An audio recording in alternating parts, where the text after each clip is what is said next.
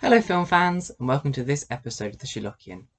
Now, I was recently asked by Loris to review 7 Earths, 1 Planet, and my first thought was, wow, yes, of course, because 7 Earths is probably in my top 3 wildlife documentaries ever. It's absolutely fantastic. You know how with Planet Earth, people like, David Attenborough at the start of Planet Earth 2 banged on about how it sort of opened up this new Earth that no one had ever seen before, all these exciting new wildlife events. Well, I never really felt like that much about Planet Earth, but 7 Earths, 1 Planet really does that for me. It's absolutely fantastic how it shines a light on this new, interesting behaviour, and as you probably know if you've watched any of my videos before, I try to pick out certain bits that I really enjoyed to look at in more detail. And this was without doubt the hardest review I had to try and organise, because quite frankly I could have talked about pretty much every single sequence in the entire series non-stop. This review could have been at least an hour long quite easily. Having said that, I obviously did try to cut it down a bit. So what did I think of it overall? So, well, what I really like about 7 Earths, 1 Planet is that it really jumps into the series straight away. So every episode is on a certain place. So it starts off with Antarctica, then it goes to Asia, then it does South America, and so on and so forth. So it goes through every single continent on Earth pretty quickly. So it really does, fulfill its title. There's no kind of faffing around. It just gets in there straight away. The other thing that's brilliant about it is the footage. It's absolutely gorgeously shot. It has a great Hans Zimmer score, and it just really, really does a good job. So what bits did I like particularly then? Well, as I said before, it was quite difficult to choose individual scenes. It's just absolutely fantastic. But I really like the way it particularly shone light on stuff you wouldn't really have even known about before. Well, certainly I didn't know about. Or it shone lights on stuff that you did know about, but you'd never really seen before in exciting ways. So I really like the scene with these cuckoo catfish, which are these catfish, funnily enough, in this really deep lake in Africa, where it's just got this wide variety of different types of cichlid fish that live there. So it has all these different types of fish.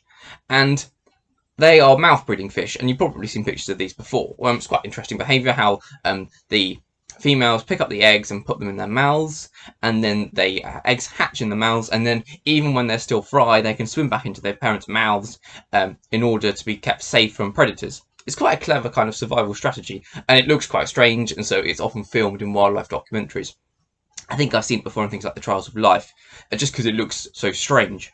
But what the cuckoo catfish does, funnily enough, with a fish named Cuckoo, is that it, first of all, they attack the cichlids when they're breeding, so that they first of all try and eat as many of the cichlid eggs as possible, and then while the cichlids aren't looking, they lay their own, and so the female picks up these eggs along with her own in her mouth, and then they, like cuckoos, they hatch faster than the cichlids. So the poor old cichlid eggs, they all end up starting to hatch too early, so they're not fully developed yet.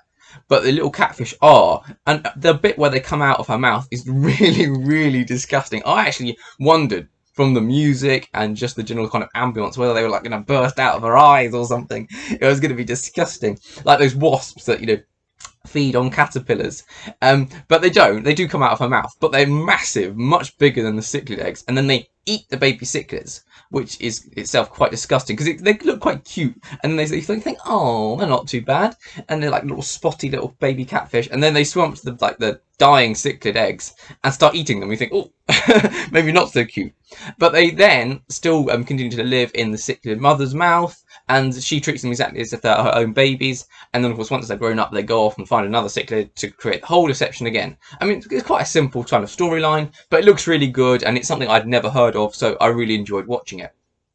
The next thing I really, really liked was a scene in the Asia episode. Now, I think overall this was probably my least favourite episode. It felt a little, I say a drag. I mean, every single episode is brilliant, but this was the one I kind of thought, oh, come along. Yeah, the most when I was watching it. But this bit is absolutely brilliant. I think it's probably the first time ever, maybe not the first time actually, but the first time as an adult that I was ever made given a kind of jump scare in a wildlife documentary, which is really, really uncommon. Generally speaking, you can work out what's going to happen because they often telegraph things, don't they? They always say, but the baby sea lions are not as safe as they think, and then the music goes really kind of, dark, and you think, oh yeah, an orca's just about to jump out of that wave and grab one. But this time, you see this tiny little valley in the middle of this desert in the Middle East, and all these migrating birds are flying around, and you think, oh, it's this quite nice atmospheric scene about migrating birds. And then one of the David Attenborough says they're very hungry, obviously after their long flight, which you think, oh yeah.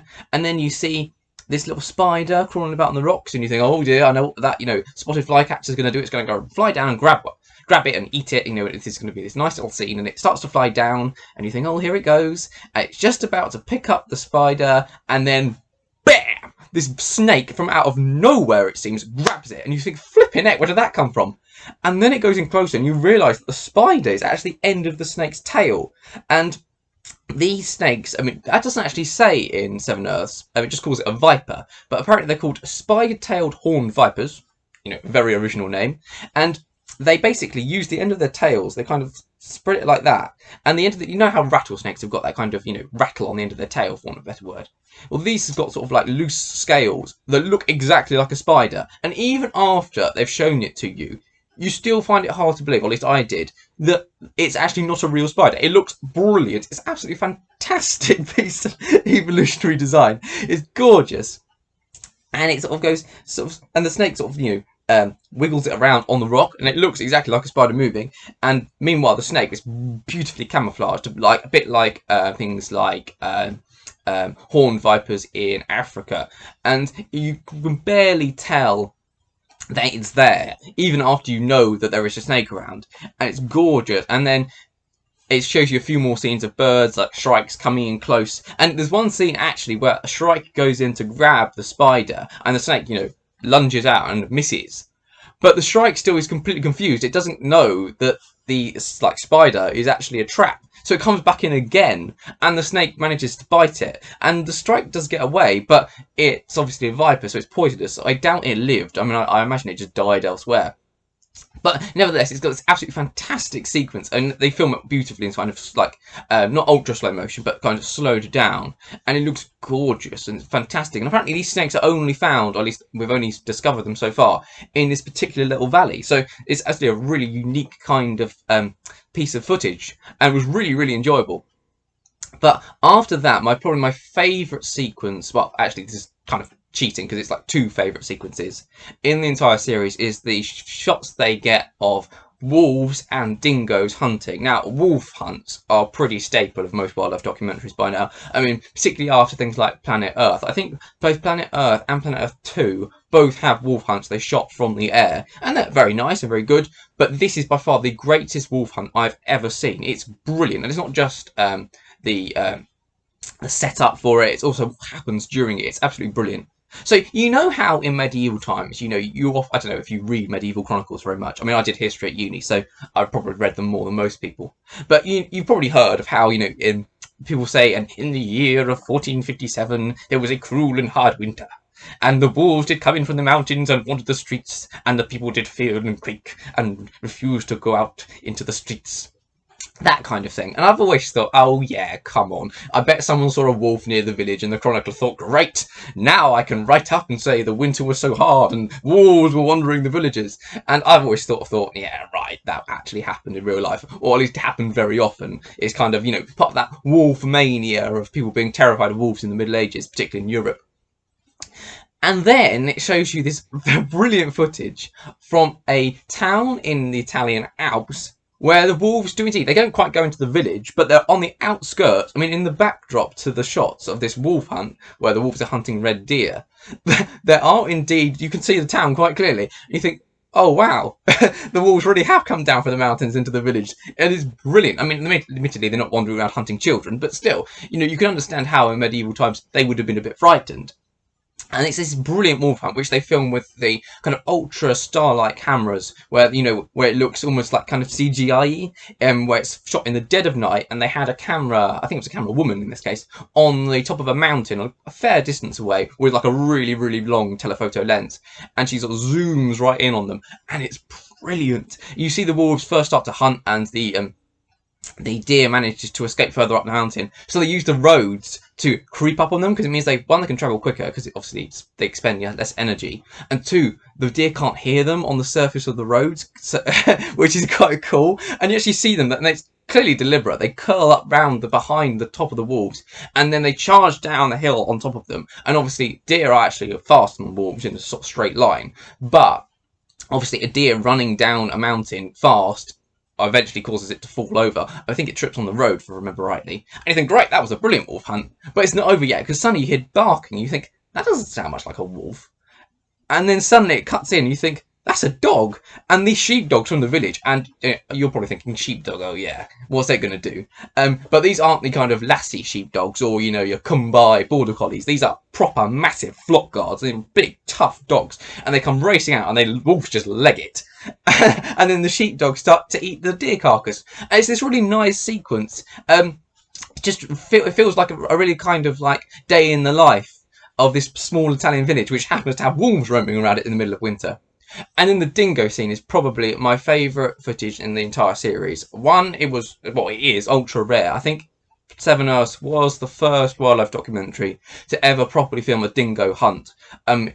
Apparently, seeing dingoes in Australia is quite rare, and filming them's really, really hard, because for, centuries, Australian people, whether they had arrows or whether they had guns, mainly with guns, it has to be said, have been trying to kill dingoes, and the dingoes have got this strange idea that the humans don't like them very much. So it's really difficult to film them, so they use things like really long telephoto lenses, drones to film a dingo hunting kangaroos, and it's brilliant. It's absolutely fantastic, because it's something I've never seen before in any wildlife documentary, and it just looks brilliant, and it looks so incongruous, and you really get a sense of how fast kangaroos move. They're miles faster than dingoes in a straight line.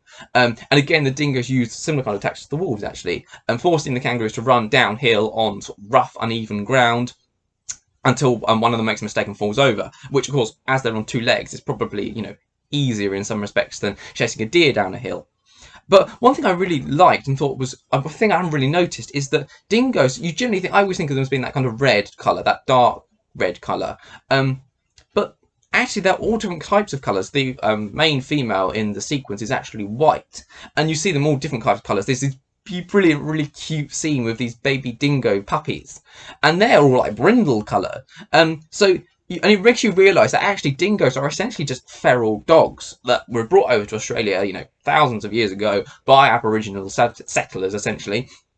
And they've kind of spread from there. And so, doesn't make them, of course, any less interesting, but it just looks really incongruous. You sort of think, hang on a minute, that one's got white patches. It's the sort of thing you don't really see with wolves, so they all kind of look quite uniform. Dingoes sort of have a real sense of variety.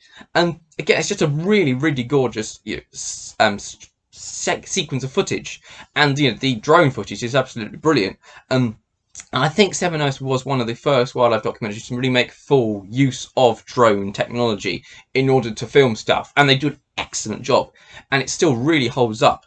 So yeah, that was my Seven Earths One Planet review. Overall, I thought it was absolutely fantastic, gorgeously shot, really well structured, and the footage it gets is absolutely brilliant. I never watched any sequence and thought, oh, come on. Or, as I did with Planet Earth, you've only filmed this because it's rare and unique, but you haven't really done anything with it. Every single thing they shot, often was rare and unique, but it was absolutely brilliant. And you sort of thought, I know why you shot this. This is fantastic. Why haven't we seen this before? And there's so many bits I really wanted to talk about, like the scene with the cheetahs hunting. There's 5 male cheetahs that have banded together, which is quite rare. And they actually use 4 of them as a distraction against these topi.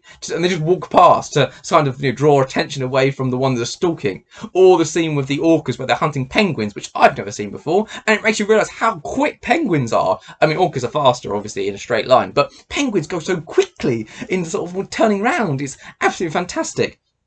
There's so many brilliant scenes in this, and as I said, I could have talked about it for hours. But yeah, that was my review of 7 Earth, One Planet. I hope you found it vaguely interesting. And thanks very much for watching. I'll see you in the next one. Goodbye.